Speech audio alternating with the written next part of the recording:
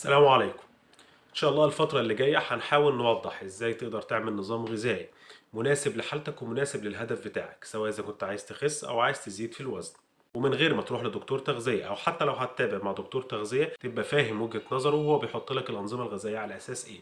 عشان احنا اللي بنبقى فاهمين بنلتزم اكتر، وبيبقى فيه فرصة ان احنا نحقق نتائج افضل ونحقق اقصى استفادة من الانظمة الغذائية. اول حاجة لازم نعرفها، لازم نعرف احتياجات جسمنا من الطاقة او السعرات الحرارية اللي الجسم بيحتاجها على مدار اليوم. المسألة بسيطة، المسألة عبارة عن كالوري ان كالوري اوت، او طاقة داخل الجسم وطاقة الجسم بيستهلكها. لو الطاقة اللي داخل الجسم اعلى من الطاقة اللي الجسم بيستهلكها هيبدأ الجسم يخزن دهون ويزيد في الوزن، والعكس صحيح. لو الطاقة اللي داخل الجسم اقل من الطاقة اللي هو بيستهلكها هيبدأ الجسم يستهلك المخزون ويبدأ يخسر وزن. الطاقة اللي داخلة جسمنا احنا عارفينها بتيجي منين؟ بتيجي من الأكل اللي احنا بناكله. لكن الطاقة اللي خارجة من الجسم بنستهلكها في صورة 3 حاجات. أهمها حاجة اسمها البي ام ار أو البيزل ميتابوليك ريت، وده بنسميه بالعربي معدل الحرق بتاع جسمنا، وهو الطاقة اللي الجسم بيحتاجها علشان يؤدي الوظائف الحيوية بتاعته في حالة الراحة. يعني الطاقة أو السعرات اللي بيحتاجها القلب علشان يؤدي الوظيفة بتاعته، كذلك الرئتين والكلية. ده بيمثل حوالي من 60 ل 70%.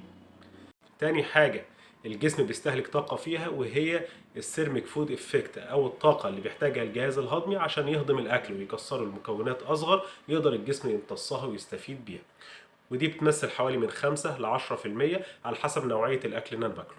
لو أنا باخد سكريات بسيطة زي العصاير وزي المشروبات الغازية فالجسم ما بيبذلش مجهود كبير علشان يمتصها، وبتبقى تعتبر إن هو بياخدها على الجاهز، على عكس مثلا البروتين أو الخضروات اللي بتحتوي على الألياف. الجسم بيستهلك سعرات علشان يهضم البروتين ويهضم الخضار ده، والجسم يقدر يستفيد بيه.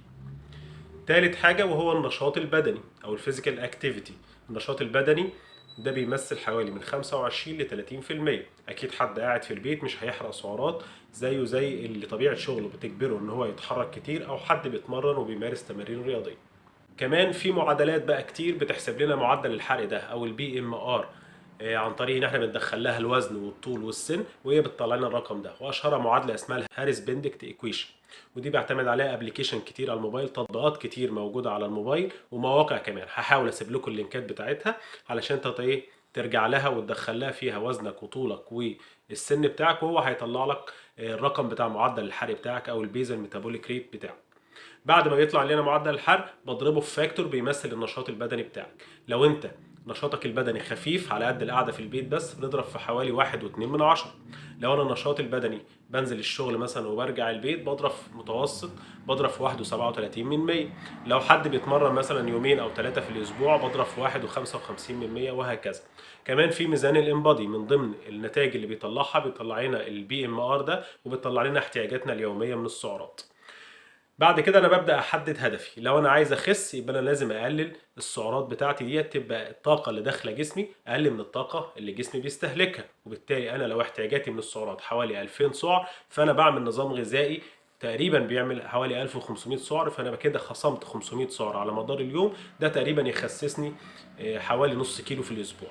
كمان بحاول ازود الطاقه اللي جسمي بيستهلكها، زي مثلا الحركه، بحاول ازود الحركه، بمارس تمارين رياضيه علشان ازود استهلاك جسمي للطاقه، وبالتالي جسمي يبدا يستخدم المخزون بتاعه ويبدا يخس.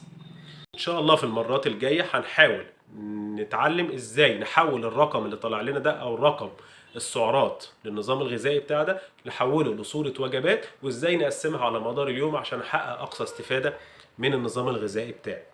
يا ريت تتابعونا على الفيسبوك وتتابعونا كمان على قناتنا على اليوتيوب. ولو شايف ان موضوع حساب السعرات ده صعب بالنسبه لك ممكن تتواصل معنا على الصفحه سواء في الرسائل او في التعليقات، تبعت لنا الوزن والطول والسن بتاعك واحنا هنحسب لك السعرات المناسبه. يا ريت تتابعونا الفتره الجايه واشوفكم على خير.